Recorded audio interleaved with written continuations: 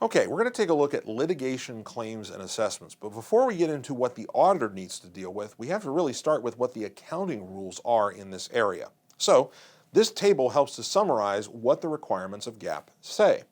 Over here on the left-hand side, what you can write, if you like, is that this is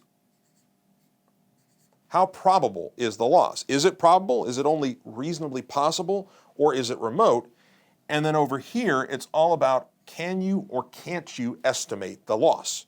So simply enough, let's deal with the easiest one. That's remote. If it's a remote possibility, the rules say you can generally ignore that. There's nothing that says they can't disclose it if they feel like they want to, but there's certainly no requirement that they have to.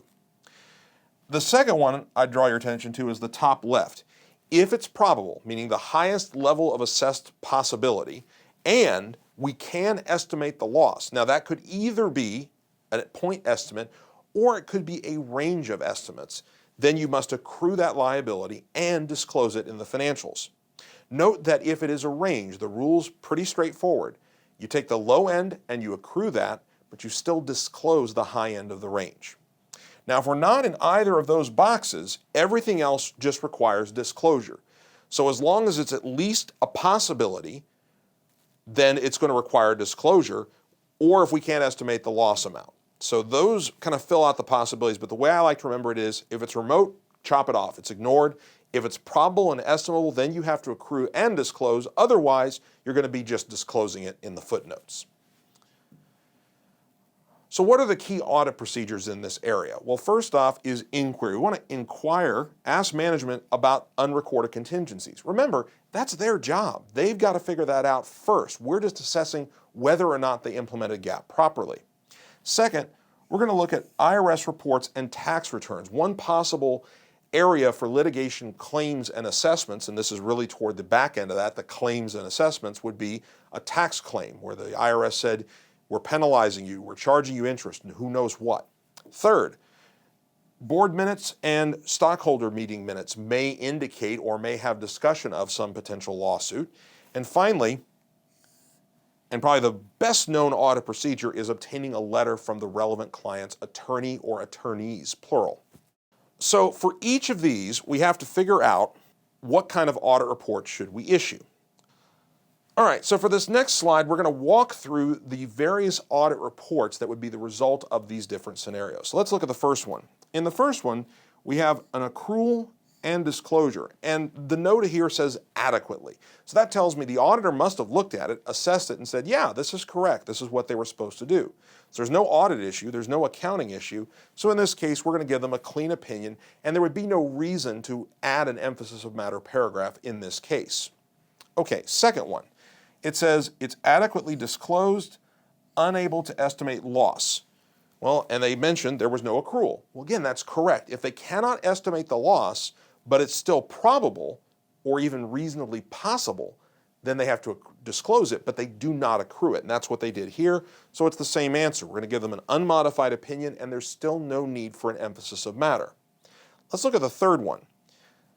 Litigation that is unusually important, adequately disclosed, and accrued, assuming we can estimate it.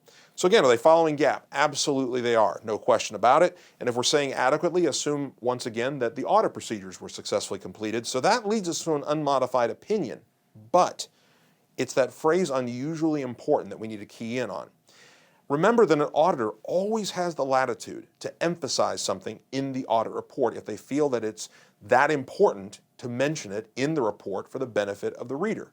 Well, clearly we seem to think that's the case. So here we would expect an unmodified opinion, but we may want to add that emphasis of matter paragraph. All right, let's deal with two problems. First one is a client refusal, meaning the client says, no, you can't talk to our attorneys. Well, that's a scope limitation and a fairly dangerous one. You have to wonder, why is the client not going to allow me to speak with their attorneys? Is there a lawsuit? You start wondering, is there some massive lawsuit hanging out there that could bankrupt the company? Who knows? Our response is simple. At minimum, that's a disclaimer. That's so severe in nature. I think it's quite likely you'd end up withdrawing from the audit in a scenario like that. Now, let's say the client says, go ahead, they prepare the letter, they sign it, but then the lawyer refuses to respond. Well, that's problematic too. It means we now can't get audit evidence we need, but since it's not really the client doing it, we would just need to determine, well, how serious is the potential loss or the potential impact of this particular attorney? If it's not that severe, perhaps a qualified opinion. If it is serious, we may still have to go with a disclaimer, but we're not likely to have to go to the stage of withdrawal as we would if the client commits that refusal. Now, just to show you, here's an example. This is from Wet Seal Inc., their 2014 annual report. And I draw your attention to the red box near the bottom of the page. It says that as of February 1, the company does not have an accrual for lost contingencies regarding this litigation case that they discuss above. The company is vigorously defending it and will continue to evaluate its exposure and costs. Future developments may require the company to accrue for some of this, which could have an adverse effect on the company. So basically, the company is bringing out in this report saying, look, we have this case out there. So they're disclosing it, but we're not accruing for it. That's basically them saying, we don't think it's probable we're going to lose, right? They're saying we're vigorously defending it. But they make allowances for, if that changes, we may have to accrue it, and it could be a pretty serious number if it did have to be accrued. All right. Last, we're going to look at this example. So here's the fact pattern. We have Creative CPA Clothing. They have a year end of December 31, year 2, and we're anticipating the audit report to be issued on February 15th of year 3. Assume everything that you hear here is material, because if it was immaterial, we could potentially kind of slide it off to the side. But no, we're going to assume all 3 of these issues are in fact material. So let's look at the first one. This is an attorney letter we received, and it was dated February 12th. It says, there were proceedings commenced in January of year 3. That doesn't really matter. What does is the fact the incident occurred in November of year 2. So it is germane to the year 2 financial statements. The plaintiff alleges that deferred maintenance on a machine caused a hand injury. We believe the lawsuit will end in a settlement. That's the lawyer saying, well, they're going to lose. If you consider settlement a loss because they're going to lose money having to pay the settlement, then yeah, that's a loss. And they're able to estimate that loss at $45,000. So, is it germane to the financials? Yes. Is it probable? Yes. Is it estimable? Clearly, yes. So, that amount should be accrued for in the financial statements and disclosed fully in the footnotes. Let's look at the second scenario. This letter was dated February 9th.